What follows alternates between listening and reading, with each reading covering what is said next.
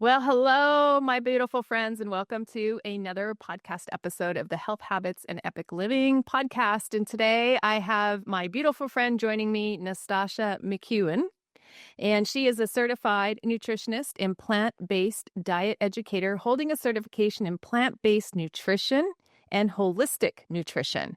She is the co-founder and CEO of Choice Superfood Bars and Juicery here in Southern California, and it is a chain. And she's also the author of Plant Food is Medicine. She also has experience and is a leader in breathwork space, trained in somatic breathwork and does retreats and all kinds of things. And I'm just so excited to have her on the show today to talk all things health and wellness. Welcome, Nastasha. Thank you so much, Sherry. It's an honor to be here with you today. So we met through an organization and a friend, and we're not going to go down all of that. But I really want to start off our conversation today about you really believe food is medicine and food heals a lot. And that is why you are so passionate about food and started Choice Juicery. And I just really want to explore how you came to this and if you have a backstory that's led you down this path.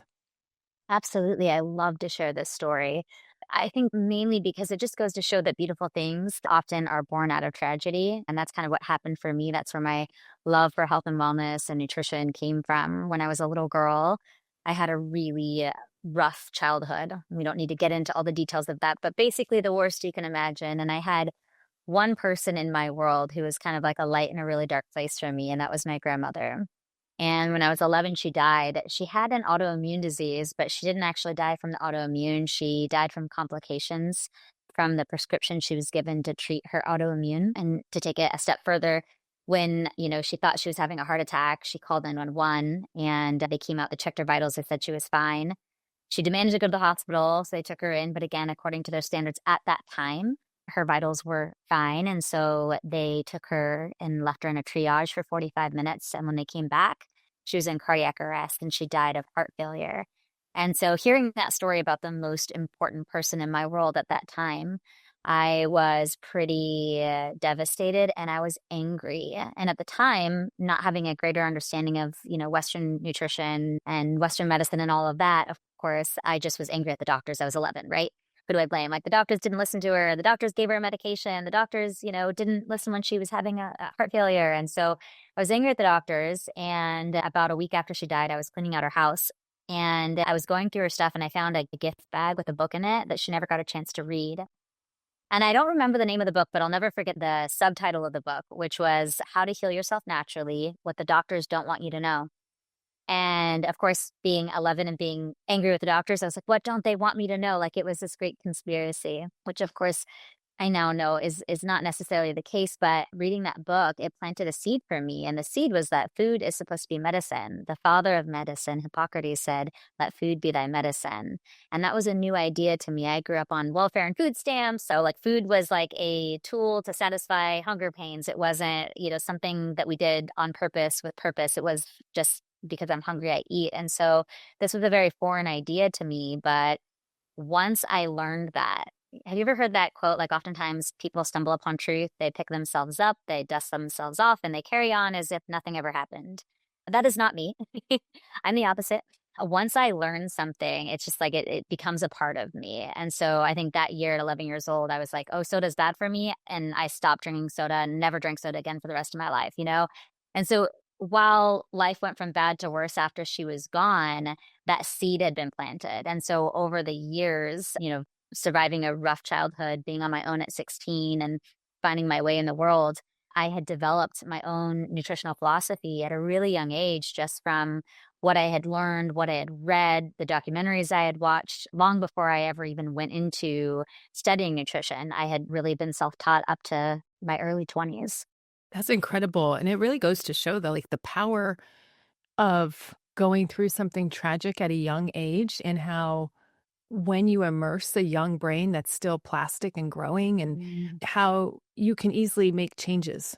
I know as we get older, it gets harder. And we talk about how things become habits and these negative habits that start following us and patterns, and we stay stuck in them. But how this journey has highlighted for you the importance of fueling yourself, and that these molecules that we take in are talking to molecules within our body, right? Like, I'm a pharmacist, so I think of like food as drugs, right? Medicine, Yeah. right? Drugs, Yeah. right? So Yeah. anything we consume, I even take it to the space of like mentally, what we consume mentally Oh, changes us absolutely. biologically. What we consume from plants or food changes us biologically and physically.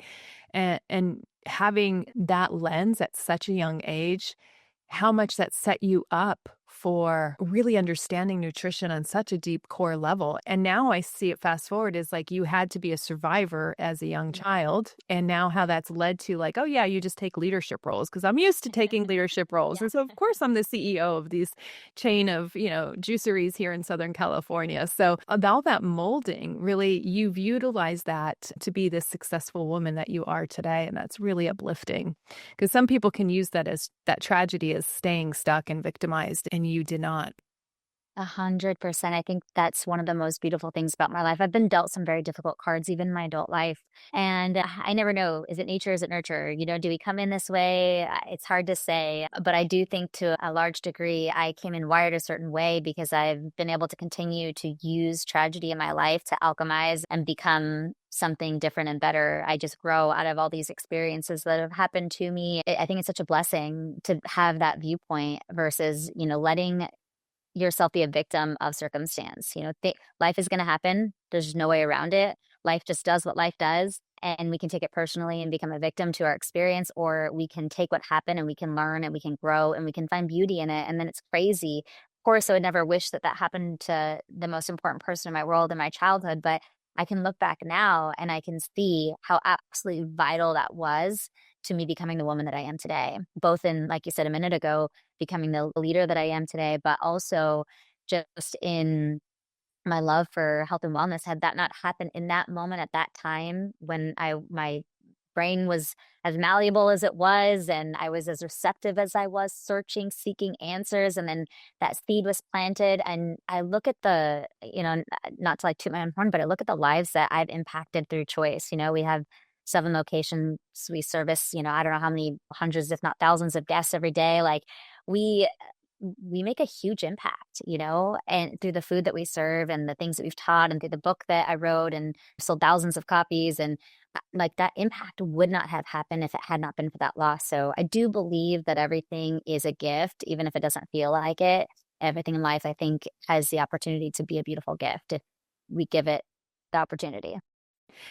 And I want to just dive in and double click on that a little bit more, because I'm fascinated as you're even telling this story. If you're watching on YouTube or the video, you have such peace and a demeanor of like a smile as you're talking about something that's so tragic, right? Um, Yeah, and I really think that's like a mental mindset skill that people may not have had good role models on, right? Like, I think of people who have like parents that, it's always like the glass is half empty or complaining, or, just what our brains get exposed to that we absorb as kids. Is there anything that you can attribute that you have this? I don't want to say glass is half full, but you have this mindset where, okay, even that tragedy that happened is a gift. Do you focus on any tools or work with anything or have mentors in your life that you feel that this is like a mindset shift and a gift that you have, that you can transmute this perception to use it for you to keep growing? absolutely.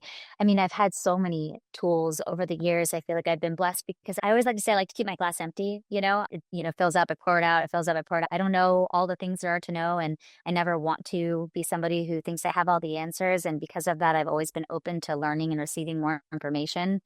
But I would say, like, the story that comes to mind is the story of, I think it's Kamala Masters, who she shares a story about, going down in a boat down the Ganges, and, to the left, the sun is hitting the buildings, and there's just so much beauty and magic, that it's just like unbelievable. But then to the right, she sees the funeral smoke rising and the wailing of people like crying at the funerals of somebody who's died. And with equanimity, she's able to zoom out and she's able to hold it all. And I think that human nature is often to like push away the bad and cling to the good. And we're kind of all wired that way, I suppose, me like everybody else. But I realize the importance of like not labeling things as good and bad, just being with what is and being able to zoom out and hold it all. Because when we do hold it all, the pain and the suffering and the beauty, all of it, we get to experience life more fully. I was sharing this recently on my social media outlets, but it's like this beautiful symphony that's playing, right? And it's got the high notes and it's got the low notes and everything in between. And how boring of a symphony would it be if it was just playing high notes? In fact, it'd be like a tragedy to our ears, right? Like, but because it's got the highs and the lows and the ups and the downs, that's what makes it so beautiful. And I've just over the years learned to look at life that way, that it's all part of this beautiful story that's being written, the story of our lives. And I just find it all to be a blessing. Of course, I'm a human, and like everybody else, when tragedy strikes, I'm going to cry and I'm going to mourn and I'm going to feel. But because I don't resist that, I think it moves through me. And then I get to find the beauty in it more quickly. Mm-hmm. And you use that as alchemy to make something beautiful out of the situation.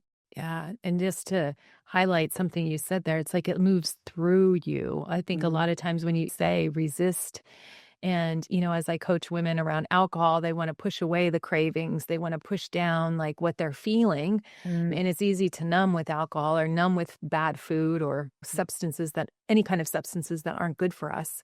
But it really delays the healing, right? It really yes. delays like, I mean, I just know my own journey of drinking too much Chardonnay at the end of the day and thinking, that was high society or that's what you do or that's just how you manage stress or it's kind of like the drug of choice that's accepted Mhm. and sold Yes. everywhere. And so I never thought ill of my behavior for a long time because I just thought this was normal. And Right. then all of a sudden, like, I can't say I had one moment or that there was just like some event or a car accident or a DUI or my liver enzymes, none of that, like no major wake up call, thankfully. I'm Yeah. thankful for that. But it just stopped feeling like the woman that I wanted to show up as. It stopped feeling Mm, in alignment with my health and wellness. I wanted to be this very healthy, fit, possibly athletic looking, right? Like yeah. well into my later part and later years of life. And if I keep that habit and I keep that up, knowing it's just incongruent with who I was, that's what felt so icky for me. That's what felt toxic. Mm, That's what felt like, ugh, I need to shed.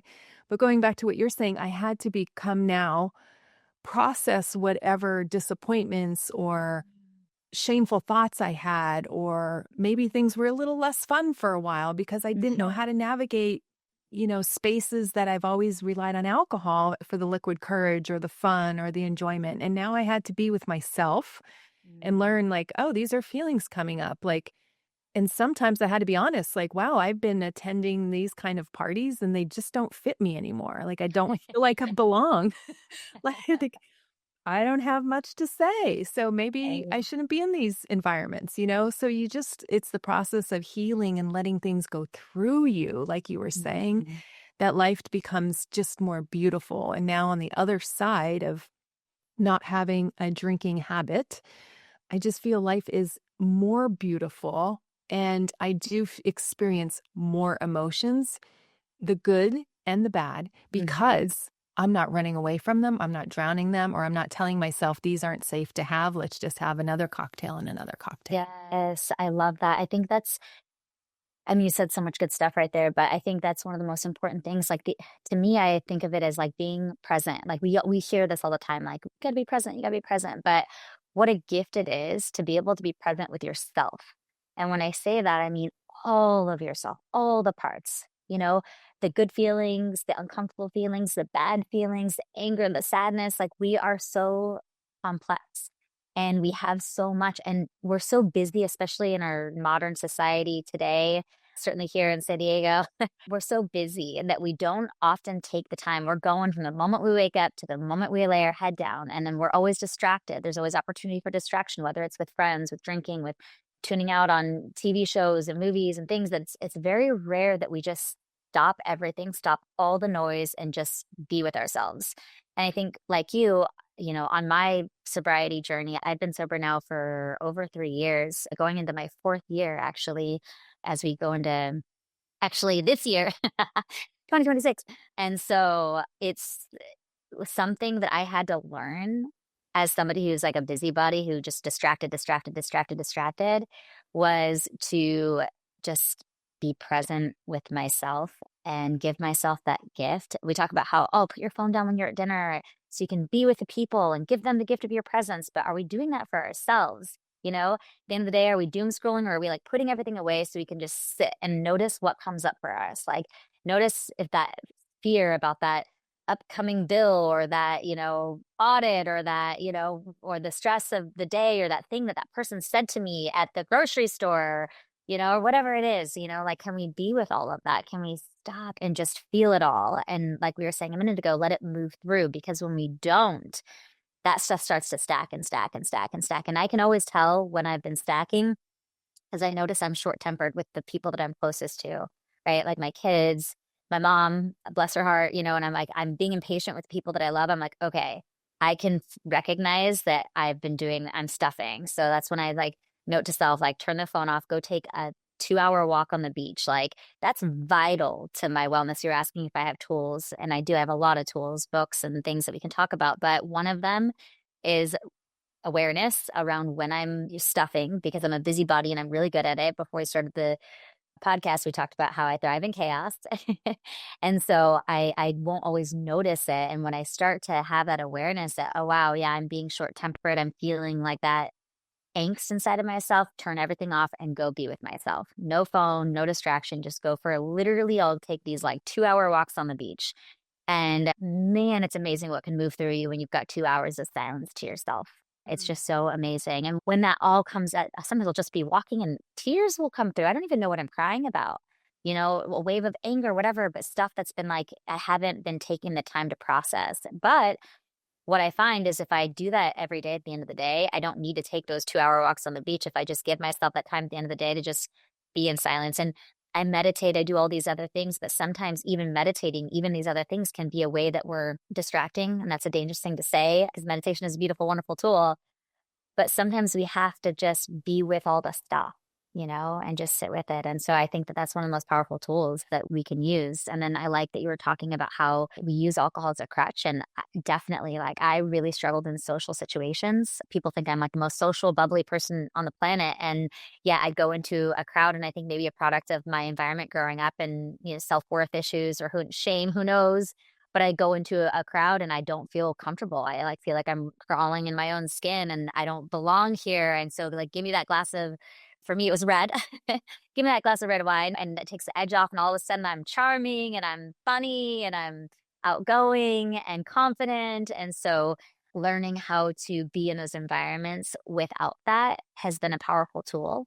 And then also, like you said, like learning the environments that I actually don't really care for, don't want to be in, because Yeah. I was having to self-medicate in order to be in those rooms, in those environments. But also, I think it's a beautiful thing to put myself in those situations and not have that crutch, because what happened was I got better at being in those situations without the crutch. Like, we can't get better if we're using a tool, right? We're not exercising that muscle. Like, in order to build a muscle, we have to lift that weight and do that uncomfortable, hard thing. And then the muscle starts to grow. But if I'm going into this crowd and I feel uncomfortable and I reach for that thing that's going to make me feel comfortable, I never learned how to do that inside of myself, how to regulate my nervous system, how to calm myself down and get comfortable being uncomfortable and navigate and move my way through that. So I've had to do that. And now I'm so good in situations that I used to struggle in. But because after years of having those tools, or crutches, I should say, I took those crutches away and I had to learn how to walk without them. And wow, it's amazing how good we get at things when we don't have that.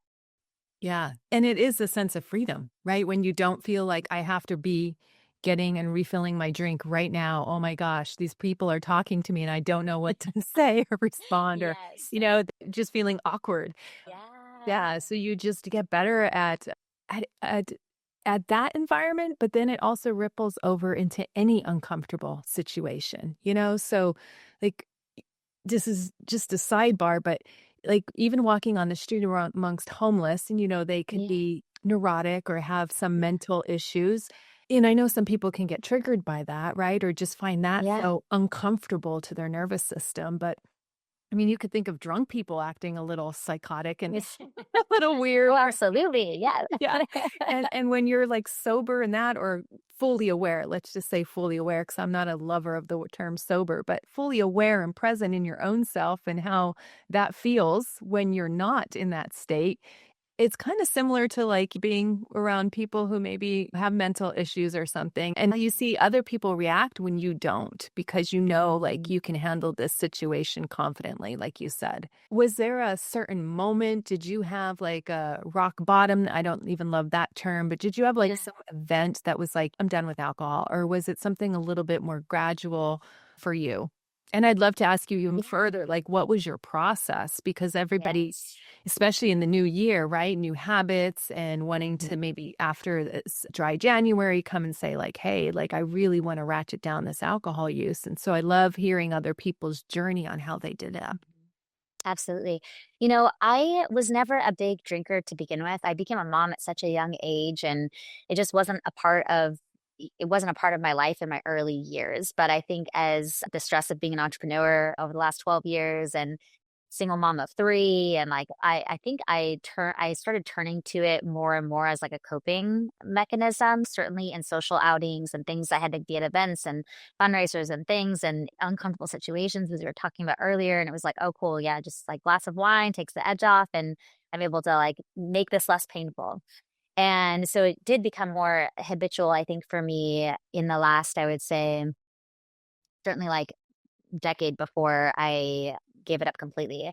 And I didn't like it because it was kind of contradictory towards who I was being in the world and who I wanted to be in the world. I mean, I own a health and wellness brand. I wrote the book on health and wellness, and then I felt like it was a contradiction into all of that. And so, and of course, like everybody else in the world, I listened to a lot of Huberman Lab, and I was like, okay, there's no real good amount of alcohol. And like everyone else, I go to the doctor for a checkup, and it's like, how often do you drink? Well, 1 time a week, like, you're like, man, like if I even have like 2 glasses of like you can see when you have to answer that question, it feels uncomfortable.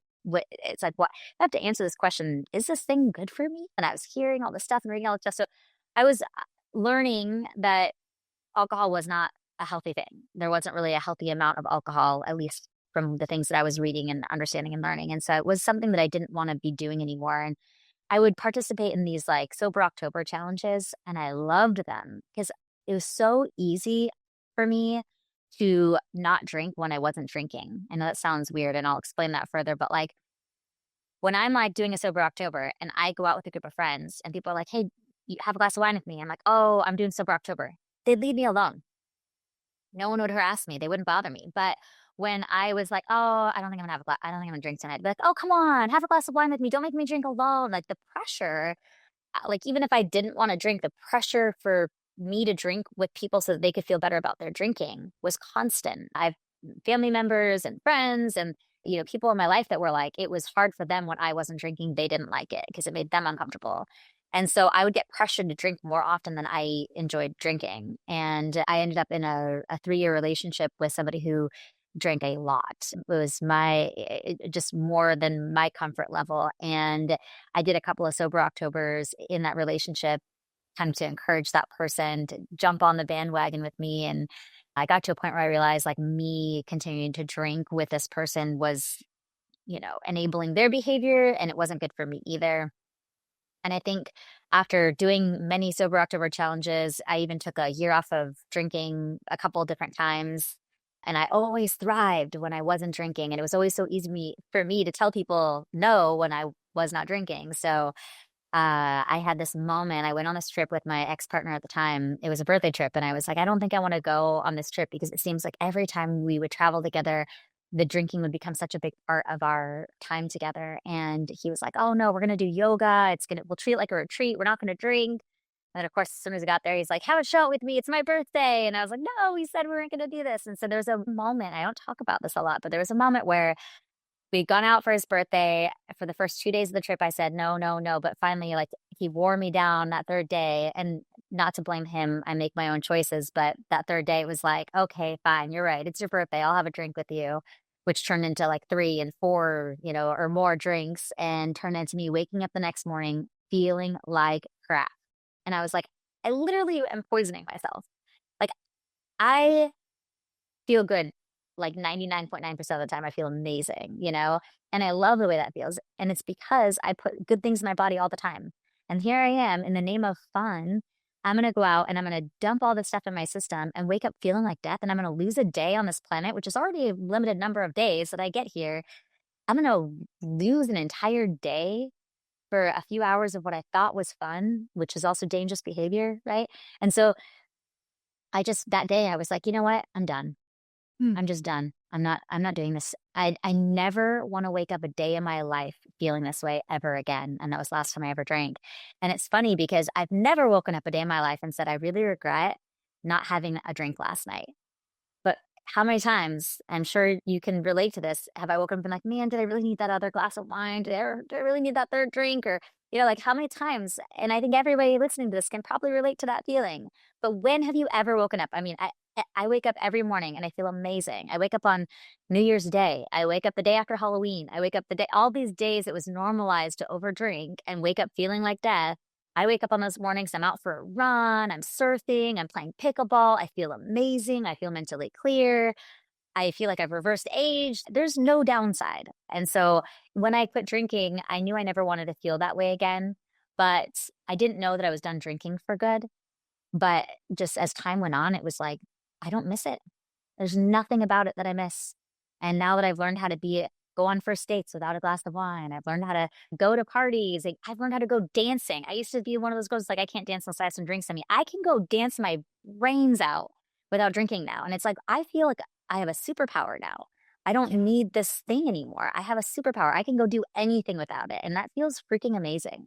Yes, and so much fun, right? Like, Yeah. I think people, at least my brain was in this, "Oh, if I give it up, I'm gonna be less fun, or there's not gonna be Yeah. as much fun for me," but I find the opposite is true. There's, like, way more fun. Like you said, you begin to enjoy the days where the other people aren't enjoying, and you're like, "This Yeah. is amazing," the day after Cinco de Mayo, like the 6th of Yes. May, it's like, "Woohoo, let's go." Yes. Yeah. Yep. I had a couple of moments recently, actually. When you stop drinking, you also stop hanging out in certain environments. Like there's places where I don't really enjoy being at a bar. I don't enjoy being at a club. There's places I don't enjoy, but every now and again, it's somebody's birthday. I get invited out. And there was this night a few months back, a girlfriend of mine, it was her birthday and she wanted to go out. We ended up at this, if you can call it a nightclub, a dance place in Encinitas. And we had gone out salsa dancing beforehand, and then we went to this place afterwards, and it was really nice place. And the music was amazing, the DJ was amazing, and by the time we got there, everyone was smashed. It was probably like midnight by the time we walked to the door, so everyone was smashed. And I was like, "Wow, this is makes me feel grateful that I don't drink." Like watching watching this happen. It was like a social experiment. But then I was out there on the dance floor, and I can guarantee you, nobody there had any idea that I wasn't drinking. I had a mocktail in hand. I was dancing my heart out. And everyone thought I was, on their level, except that I went home. I was safe to drive home. I woke up in the morning, went for a surf, felt amazing. And I was like, I am literally not missing out on anything. I'm really not. Like, I can go have that experience and I can enjoy it if I want to, but I get to do it and feel amazing and feel mentally clear and make good decisions and not poison myself in the name of fun. So, yeah, I Oh, really that is love it. so Yeah. priceless, so epic in every single way. Yeah. So let's pivot the conversation a little bit here, Nastasha. And given that it's a new year and people are excited for, change in their health and we get really gung ho, which is so fun, right? I wish Yeah. we could maintain this level of enthusiasm all year long. What are some healthy habits or some healthy things that you think are really beneficial, particularly in women in midlife time? I love that. I think for me, like one of the biggest, most impactful things I ever did in my life was cleansing. And there's so many different types of cleanses out there. There's so many different programs and things you can do. The very first cleanse I ever did, I don't even remember what it was. It was a chiropractor's office. And I like walked in and they sold me on this cleanse. They gave me a piece of paper and this was the cleanse. And it just said all the things that I was allowed to eat. And I couldn't eat anything that wasn't on that list. And I did this cleanse like everybody else. It was a new year thing, new year, new me. I wanted to be healthier. I wanted to, be fit and all the things. And so I did this cleanse. And really all it was like getting rid of all processed foods. And no matter where your nutritional philosophy falls, it was like the one main theme was like no processed foods, no added oils. It was just like as clean as you can get. And I attribute that cleanse to starting Choice because on this sheet of paper, I was like, well, what the heck am I supposed to eat? Because they're like, vegetables. And like, I was like, what do I do with it? How do I make meals out of this? And it was foreign to me at that time when I started getting into it. And so I had to get really creative in the kitchen. And I obviously started making a lot of smoothies. I started juicing. I started like making salads and clean dinners and really eating it clean. And I'll never forget, it was a 30-day cleanse. I got off that cleanse. And the first thing I did was this is years ago, was like went down to my favorite restaurant, got my favorite loaf of bread, and they had like this pot of cheese they would serve it with and all the things that made me feel bad. The reason why I was on the cleanse to begin with. And I ate it and I was like, yeah, to celebrate my doing good, I went and did this thing that made me feel really bad. And I felt like crap. And it was interesting because by doing that 30-day cleanse, I learned what it felt like to feel good in my body.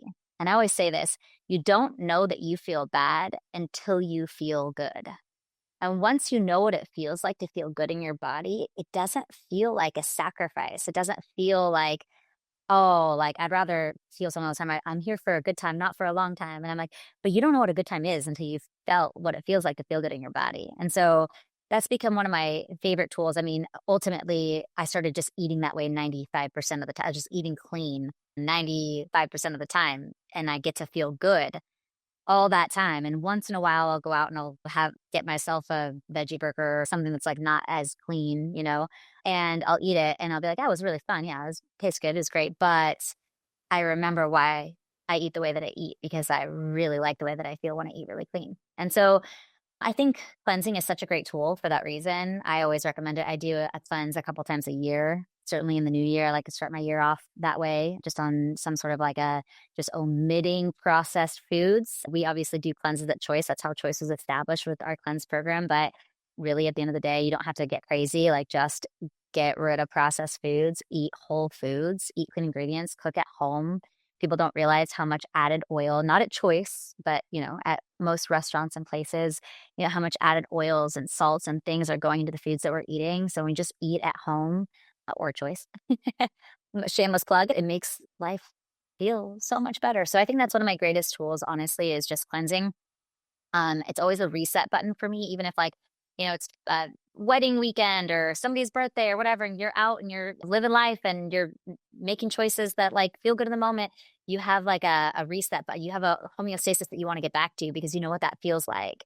And so finding what is that baseline for you and creating a new one. If you have one that's not great, like creating a new baseline, what is the baseline that you want to create where you feel good?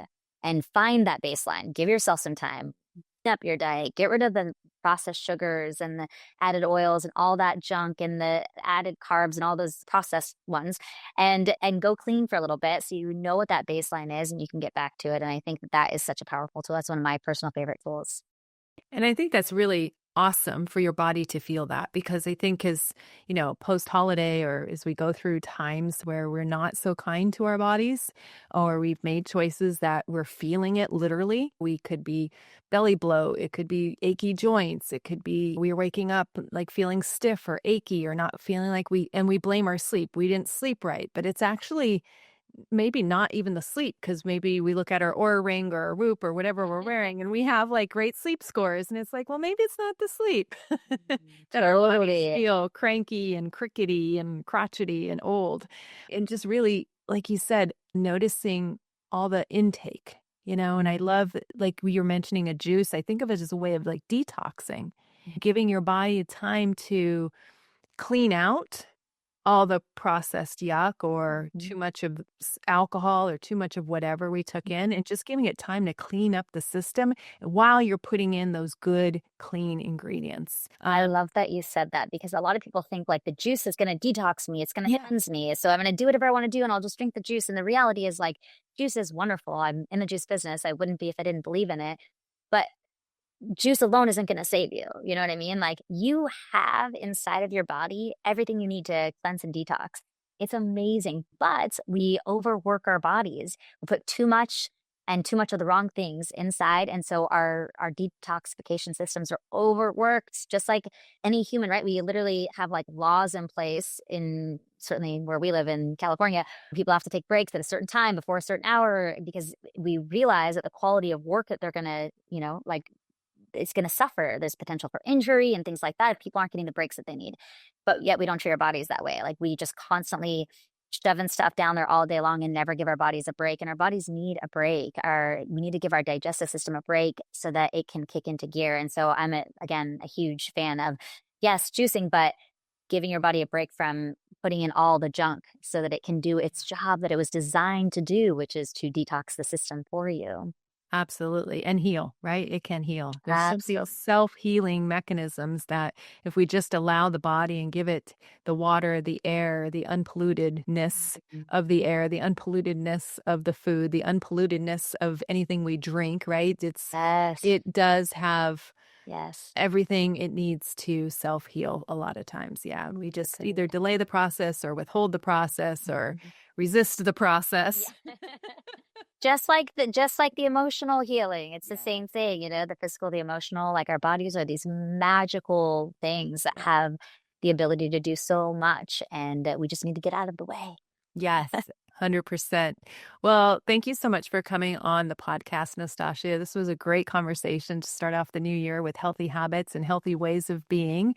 And I do want to hear more about your juicery in Choice and let us know like a little bit more about it. And I'd just love to give you time to tell us where to find you and all the things that you put into creating for our health and our wellness.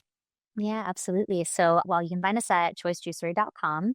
We do ship nationally, but we don't ship our juice because we don't pasteurize our juice. I believe in raw juice. And so, if you're lucky enough to live in Southern California, we've got locations everywhere from San Clemente up in Orange County all the way down to downtown San Diego and everywhere in between. We're in Carlsbad, Encinitas, Lana Beach, Forest Ranch. We're kind of all over. So, yeah, I mean, visit us at the shops. We definitely have the best products out there. And I don't say that because I'm biased. One of the things that I think that I'm so proud of after 12 years of being in business is the fact that I can still drink my own juice. And I say that because some of the founders of some of the largest juice companies in the world shop at my stores when they're in town instead of going to Costco or the grocery store to buy their juice.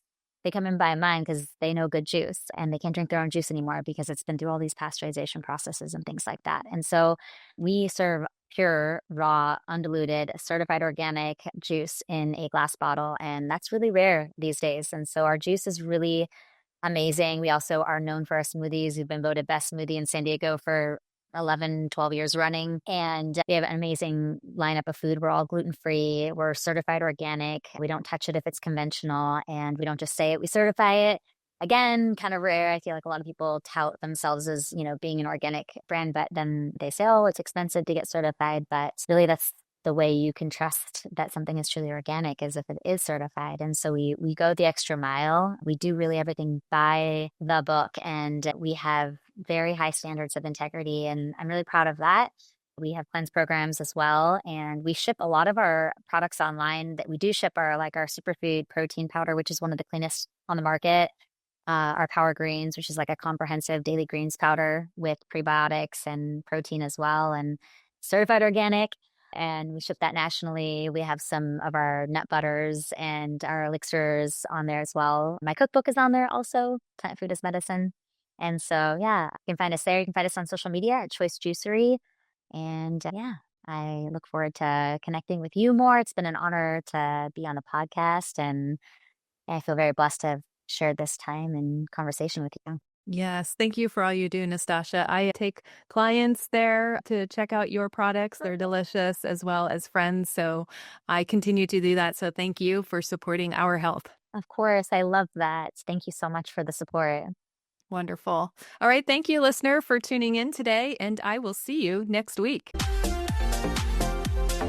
Thanks for listening to the Health Habits and Epic Living podcast. If you're ready to take the next step to improve your health, wellness, and lifestyle goals, head over to www.epicu.com and sign up for my weekly newsletter. Again, that's EPICYOU.com. Please note that the information in this podcast is for educational purposes only and does not constitute medical advice.